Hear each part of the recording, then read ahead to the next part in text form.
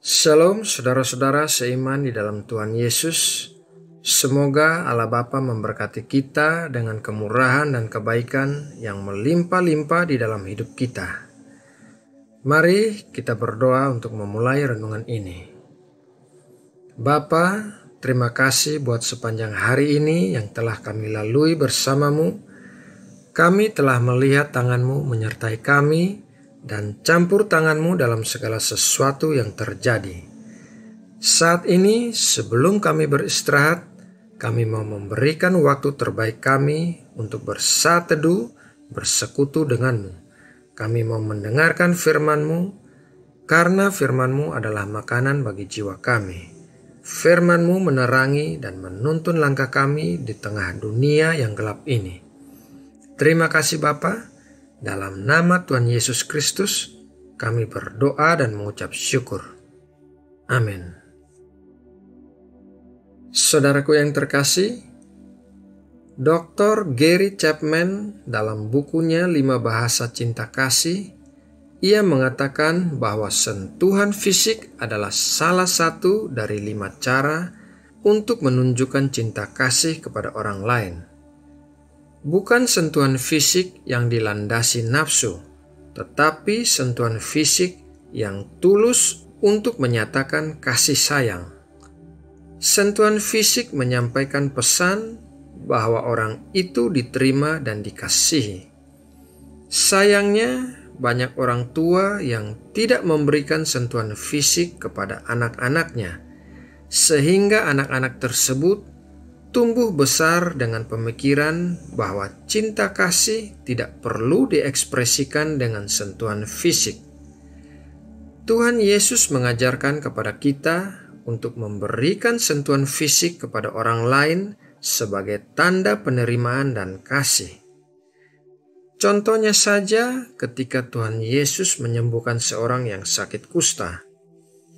Mari kita baca dalam Matius 8 ayat 1-3. Setelah Yesus turun dari bukit, orang banyak berbondong-bondong mengikuti Dia. Maka datanglah seorang yang sakit kusta kepadanya, lalu sujud menyembah Dia dan berkata, "Tuan, jika Tuan mau, Tuan dapat mentahirkan aku." Lalu Yesus mengulurkan tangannya, menjamah orang itu dan berkata, "Aku mau, jadilah engkau tahir." Seketika itu juga tahirlah orang itu daripada kustanya. Sentuhan Tuhan Yesus kepada orang sakit kusta itu tidaklah menyembuhkan penyakitnya, melainkan firman Tuhan yang menyembuhkan. Akan tetapi, sentuhan Tuhan Yesus menyembuhkan jiwa orang sakit kusta itu. Tidak diceritakan sudah berapa lama orang itu menderita penyakit kusta, tetapi penyakit itu telah membuatnya dijauhi orang-orang. Selama ia menderita penyakit itu, ia tidak bisa berdekatan dengan keluarganya dan tidak bisa berbicara dengan orang-orang. Dan tentu saja tidak pernah ada orang yang menyentuh atau memeluknya. Seorang yang sakit kusta adalah seorang yang kesepian, dan satu sentuhan tangan dari Tuhan Yesus bagaikan air yang dicurahkan ke atas tanah yang kering. Tangan Tuhan Yesus adalah tangan yang menjangkau orang-orang yang lemah, sakit, dan dikucilkan. Tangan itu tidak pernah digunakan untuk berbuat jahat atau merebut milik orang lain. Tangannya senantiasa melakukan kebaikan. Dalam hidup kita, mungkin kita juga telah mengalami beberapa sentuhan tangan Tuhan lewat orang-orang yang dipakainya untuk menyampaikan pesan bahwa kita diterima dan dikasihi. Misalnya saja, sentuhan tangan dokter yang merawat luka-luka kita, sentuhan tangan guru yang mengusap air mata kita, sentuhan tangan seorang teman dalam pemakaman orang yang kita kasihi, bahkan sentuhan tangan yang menyambut kita dalam pekerjaan baru. Ketika kita mengingat sentuhan tangan orang lain yang diberikan kepada kita pada waktu-waktu itu, hati kita menjadi hangat karena kita merasa diterima dan dikasihi. Sentuhan itu telah menyentuh jiwa kita.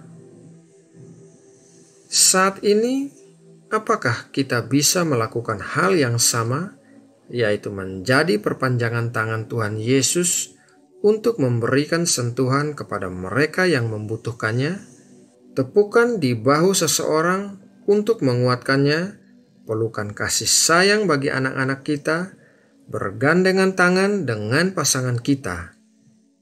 Kasih itu harus diekspresikan, sehingga orang lain bisa tahu bahwa kita mengasihi mereka dan menerima mereka apa adanya.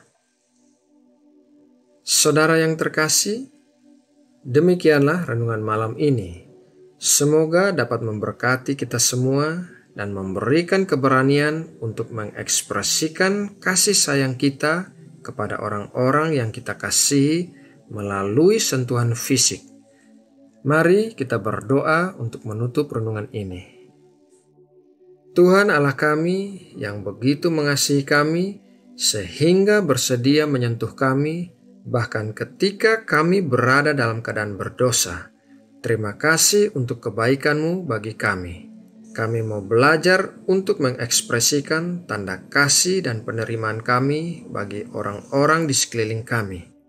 Kami mau memiliki tangan seperti tangan Tuhan Yesus yang dipakai untuk melakukan kebaikan bagi orang lain, bukan melakukan kejahatan.